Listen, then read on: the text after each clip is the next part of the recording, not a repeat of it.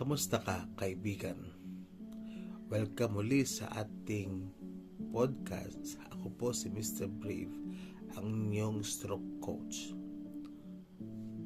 Welcome sa inyong podcast Sandaling Paghinga, Lakas at Pag-asa. Kung ikaw ay isang PWD, stroke survivor o may mahal sa buhay na lumalaban sa ganitong sitwasyon, para sa iyo ang episode na ito. Aking pinamagatan ang ating episode na lumaban ka para sa umaasa sa iyo. Ulitin ko, lumaban ka para sa umaasa sa iyo. Dito alalahanin natin kung bakit mahalaga ang bawat hakbang, bawat therapy, bawat pagbangon, kahit gaano kahirap. Huminga ka muna ng malalim. Inhale. Exhale. Simulan na natin. Hindi natin itatanggi na mahirap. May mga araw na parang pasan mo ang buong mundo. Yung simpleng dati, ngayon parang bundok na kailangan akyatin. Yung salita na dating mabilis, ngayon mabagal at kailangan ulit-ulitin.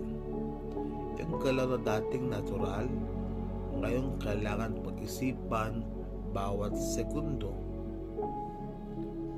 Minsan umiiyak ka mag-isa, minsan galit ka sa sarili mo.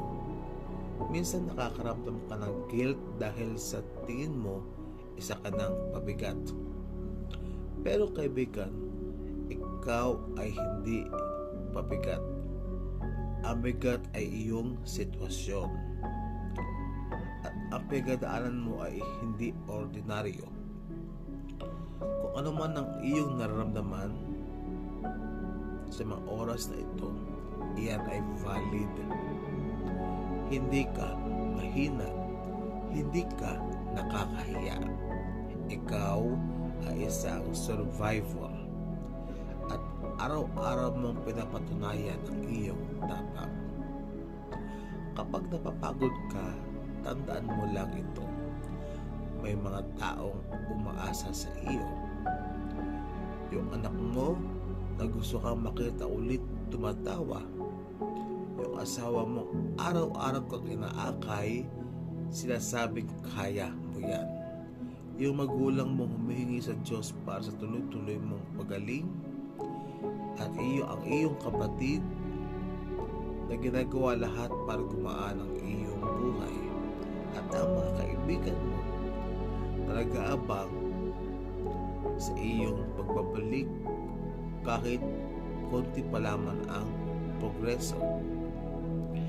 Hindi nila hinihingi na maging mabilis ang iyong recovery.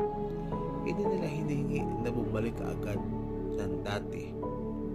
Ang tanging hinihiling lang nila ay ipagpatuloy mo ang laban. Dahil para sa kanila, ang bawat galaw mo, ang bawat salita mo, at ang bawat pagngiti mo, isa na itong tagumpay. Hindi ka nila sinusukuan, kaya huwag mo ring sukuan ang iyong sarili. Oo, tama, may umaasa sa iyo, pero may isa pang mas mahalagang tao na dapat mong ipaglaban, at ito ay ikaw mismo. Lumaban ka para sa sarili mo, para makita mo ulit ang sarili mong nakatayo, para maramdaman muli ang saya ng mga bagay na namiss mo, para maranasan mo ang buhay na hindi pa tapos dahil may mission ka pa. Ang tunay na lakas ay di nasusukat kung gaano ka kabilis makarecover, kundi kung gaano ka katatag sa bawat bagsak.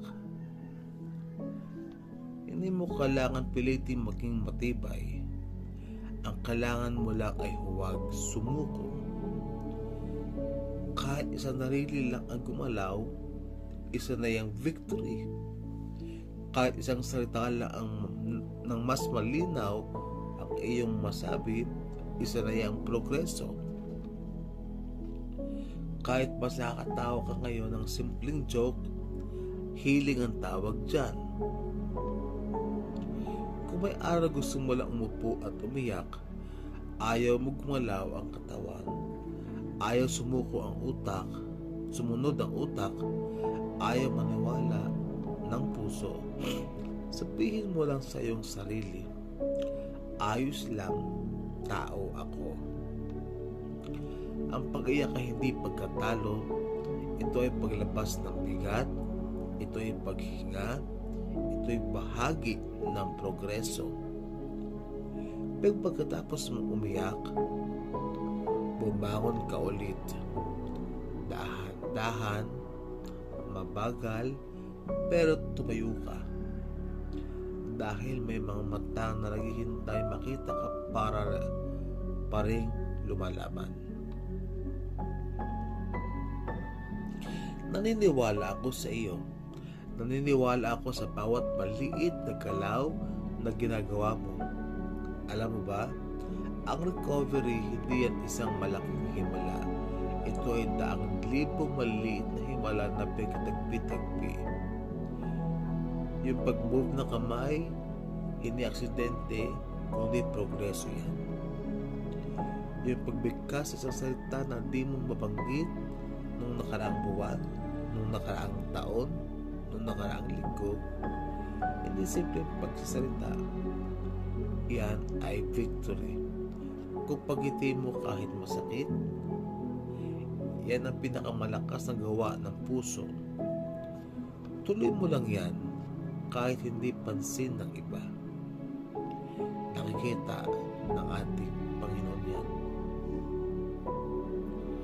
Kaibigan, alam kong pagod ka minsan. Alam kong mabigat. Alam kong may araw na gusto mo nang sumuko. Pero gusto kong sabihin sa iyo ito. Lumaban ka. Lumaban ka dahil may umaasa sa iyo. Lumaban ka dahil may nagmamahal sa iyo. Lumaban ka dahil mahalaga ka. Lumaban ka dahil may purpose ka pa. Lumaban ka dahil hindi pa tapos ang iyong kwento. At higit sa lahat, lumaban ka dahil kasama mo ang Diyos sa bawat hakbang mo. Kaya huminga ka uli. Inhale, exhale. Bukas ulit, laban ulit. Hindi kailangan mabilis. Kailangan lang tuloy-tuloy. Ako ito, si Mr. Brave, ang inyong stroke coach. Lagi nagpapaalaala sa inyo at nagmamahal sa inyo. At lagi lang sabing, hindi ka nag-iisa. Tama, kaya ko ito. Sabihin natin together, hindi ako nag-iisa. Kaya ko ito. Sabihin mo nga. Good. Together again, hindi ako nag-iisa. Kaya ko ito. Maraming salamat sa inyo. Hanggang sa uulitin na ating episode. Kung nagustuhan niyo po ito, paki-like at paki-share. Pa-support na rin po, paki-follow na rin po sa ating pong page, Brave Jack.